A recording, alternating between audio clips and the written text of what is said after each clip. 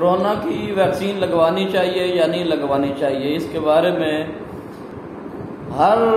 بندہ جو ہے اس کا اپنا موقف ہے. جس طرح کہتے ہیں کہ جتنی منہ اتنی باتیں. تو ہم ویسے بھی لوگ اس بات میں اس معاملے میں ایکسپرٹ ہے کہ کوئی بھی کام ہو تو ہم نے اپنا موقف اس میں ضرور دینا ہوتا ہے، جبکہ یہ میڈیکلی ایک مسئلہ ہے تو اس میں بغیر سوچے سمجھے کوئی بات نہیں کرنی چاہیے. حدیث پاک میں بھی آتا ہے کہ مومن کے جھوٹا ہونے کے لیے، بندے کے جھوٹا ہونے کے لیے یہی بات کافی ہے کہ وہ ہر سنی سنائی بات کو بغیر تحقیق کے جو ہے وہ آگے بیان کر دیں. تو لہذا جب تک آپ کے پاس کوئی ٹھوس ثبوت نہیں ہے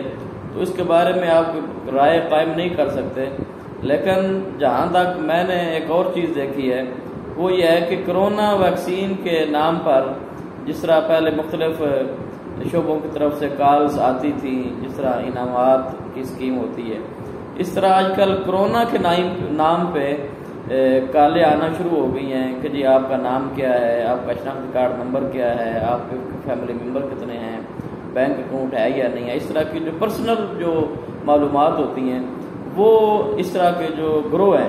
انہوں نے لینا، ڈیٹا اکٹھا کرنا شروع کیا ہوا ہے. تو اس میں بھی ہمیں اویئرنیس ہونی چاہیے، لوگوں کو معلوم ہونا چاہیے کہ اس طرح کی کوئی بھی معلومات جو ہے وہ کرونا والوں کو ان کی ضرورت نہیں ہے. جسٹ آپ ہیلپ لائن پہ کال کرتے ہیں، وہ آپ کو ٹائم دے دیتے ہیں کہ آپ نے فلاں جگہ پہ فلاں ٹائم پہ جو ہے وہ پہنچ جانا ہے، یا وہاں جا کر آپ اپنے نمبر کا انتظار کریں. لہذا اس طرح کی کوئی بھی فیک کال اگر آتی ہے تو اپنی ذاتی اور پرسنل معلومات، چاہے وہ کرونا کی طرف سے فون ہو، کسی بینک کا نام لیں، کسی سوسائٹی کا نام لیں، کسی انعامی اسکیم کا نام لیں، تو جو فراڈ جو ہے اس سے بچنے کی کوشش کریں اور دوسروں کو بھی اس سے بچائیں اور یہ پیغام زیادہ سے زیادہ عام کریں تاکہ سادہ لو جو لوگ ہیں وہ ان فراڈیوں سے کہ جو ہے وہ